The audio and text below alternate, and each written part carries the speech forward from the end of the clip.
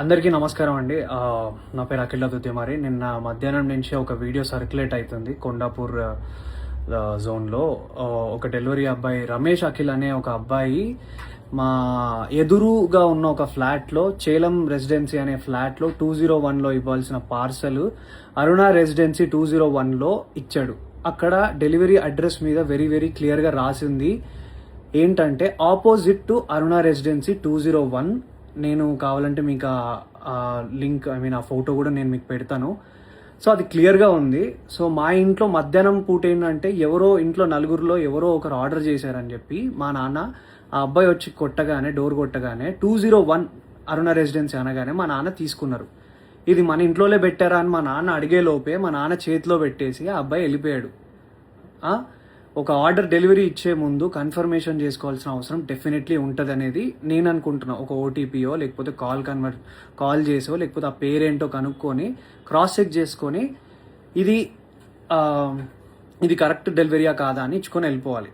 Okay, అబ్బాయి first ఒక తప్పు చేశాడు. ఓకే, రాంగ్ అడ్రస్ ఇచ్చేసి వెళ్ళిపోయాడు. మా ఇంట్లో తెలియకుండా మా అమ్మ తెలియకుండా ఆ కవర్ తీసి ఓపెన్ చేసి ఇంట్లో ఎవరు ఆర్డర్ చేసింది ఇది అసలు అని చెప్పి మా అమ్మ ఓపెన్ చేసింది, చూసింది. సరే ఇంట్లో ఎవరు ఆర్డర్ చేయలేదంటే అక్కడే పక్కన పెట్టేశాం. 20 నిమిషాల తర్వాత వచ్చాడు. ఆ అబ్బాయి కోసమే ఇవ్వడానికి అది పెట్టినాం. ఆ అబ్బాయి మా ఇంటికి అడిగినప్పుడు నేను ఆ అబ్బాయిని యాజ్ ఎ జనరల్ సిటిజన్గా, ఒక రెస్పాన్సిబుల్ సిటిజన్గా నేను అడిగిన క్వశ్చన్, బ్రదర్ మీరు అసలు క్రాస్ చెక్ చేసుకున్నారా అడ్రస్ అని అడిగితే ఆ అబ్బాయి చెప్పిన విధానం ఏంటంటే, లేదు నేను చూసుకోలే ఇచ్చేస్తా. ఆ అబ్బాయి తాగేసి ఉండి మాట్లాడుతున్న పదాలు అవి. అవును, లేదు చూసుకోలేదు ఇచ్చేసిన, నేను ఏంది ఇప్పుడు, ఏమవుతుంది ఇప్పుడు, అది ఇది అని మాట్లాడాను.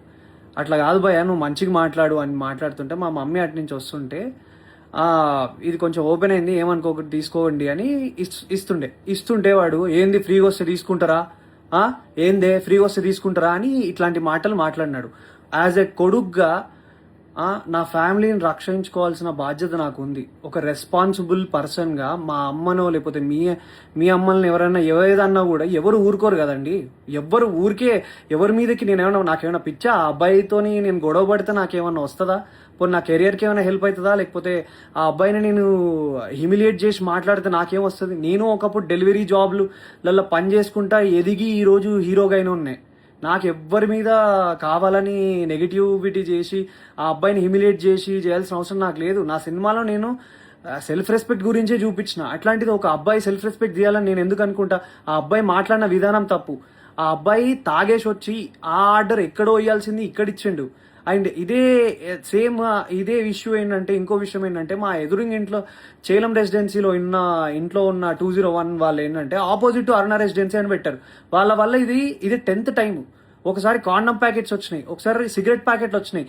మీ మమ్మీ మీరు ఫ్యామిలీ ఉన్న వాళ్ళకి సిగరెట్ ప్యాకెట్లు కాండమ్ ప్యాకెట్లు వస్తే మీరు తీసుకోగలుగుతారా? అంటే రాంగ్ అడ్రస్సే డెఫినెట్లీ, బట్ స్టిల్ అది ఎంత ఎంబైరెన్సింగ్ ఉంటుంది అనేది మీకు అర్థమవుతుందా?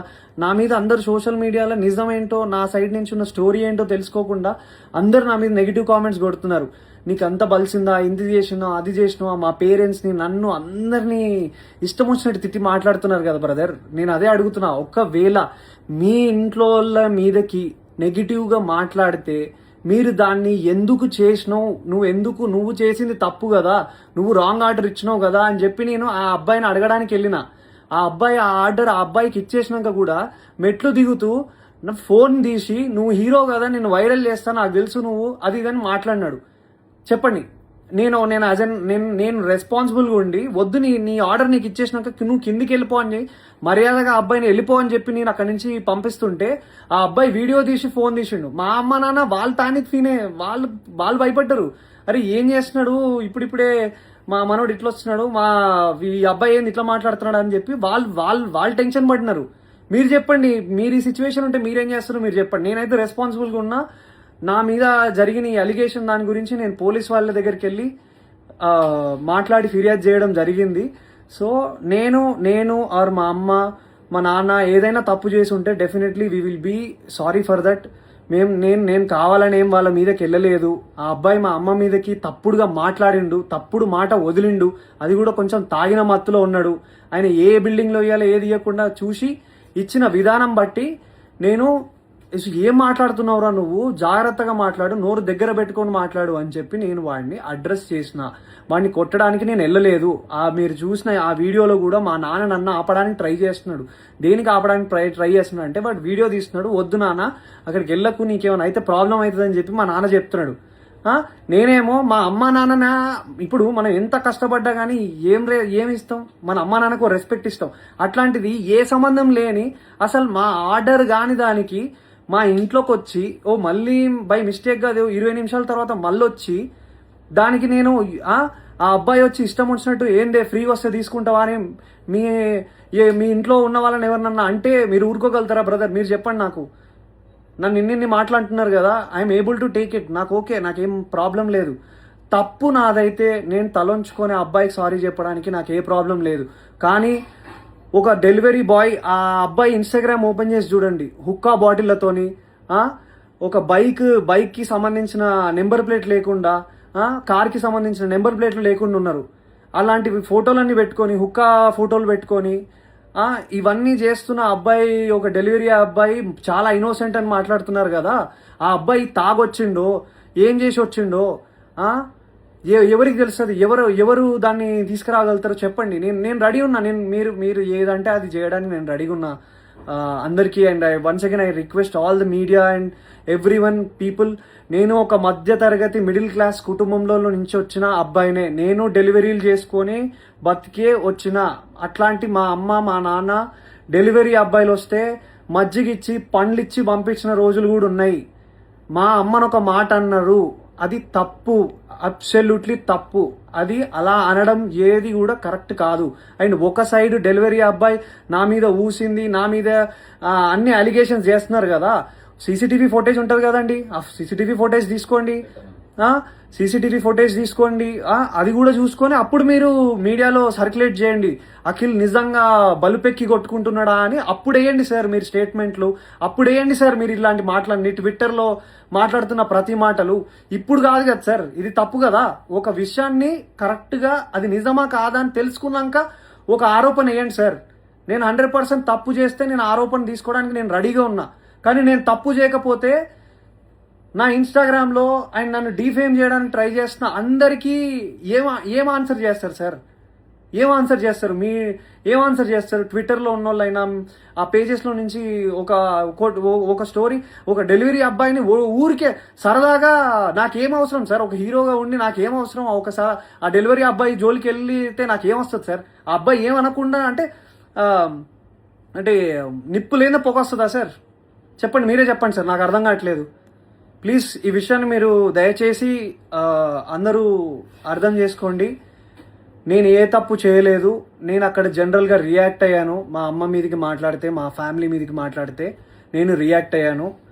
అది నేను ఒక హీరోగా ఉన్నాను కాబట్టి అది డెఫినెట్లీ తప్పుగానే, అది తప్పే, నేను కూడా ఒప్పుకుంటున్నా. అలా అంత అగ్రెసివ్గా రియాక్ట్ అవ్వాల్సిన అవసరం లేదేమో. కామ్గా ఉండి వెళ్ళి స్టేషన్లోకి వెళ్ళి చెప్పాల్సిందేమో. కానీ ఆ అబ్బాయి తాగిన మత్తులు ఇంకేదైనా చేస్తే ఎవరు సార్ రెస్పాన్సిబిలిటీ? సో నేను తీసుకోవాల్సి వచ్చింది. అండ్ ఆ అబ్బాయి క్లియర్గా బ్లాక్మెయిల్ చేస్తున్నాడు. నా వీడియో తీస్తా అని చెప్పి ఆ వీడియో పెట్టాడు. అండ్ ఇది నేను చెప్పాలనుకుంది ఇది సార్. ఇంకా మీ ఇష్టం. Thank you. జై హింద్. హిట్ టీవీ యాప్, ఇందులో short news, live news, entertainment shows, movies, digital magazines తో పాటు మీ జిల్లా వార్తలను కూడా ఫ్రీగా చూడొచ్చు. ఇంకెందుకు ఆలస్యం, వెంటనే హిట్ టీవీ యాప్ ని డౌన్లోడ్ చేసుకుని ఫ్రీగా ఎంటర్టైన్మెంట్ పొందండి. Hit TV app. Hit TV app. Please download hit TV app. Hit TV app ని ఫ్రీగా డౌన్లోడ్ చేసుకుని ఎంజాయ్ చేయండి. మీకు నచ్చిన ఎంటర్టైన్మెంట్ కోసం హిట్ టీవీ యాప్ ని ఫ్రీగా డౌన్లోడ్ చేసుకుని ఎంజాయ్ చేయండి. హిట్ టీవీ యాప్ ని డౌన్లోడ్ చేసుకుని ఆస్వాదించండి, ఆశీర్వదించండి. ఇంతమంది సెలబ్రిటీలు హిట్ టీవీ యాప్ ని డౌన్లోడ్ చేసుకోండి అని చెప్తున్నారంటే ఎంత మంచి యాప్ ఆలోచించండి. అమెరికాలో చదవాలనుకునే వాళ్ళకి విశ్వసనీయమైన పేరు మన శౌర్య కన్సల్టెన్సీ. UK లో 1 year masters. UK లో 1 year masters. 2 years work permit up to 5 years visa. Contact Saurya Consultancy. Contact 89851 89851.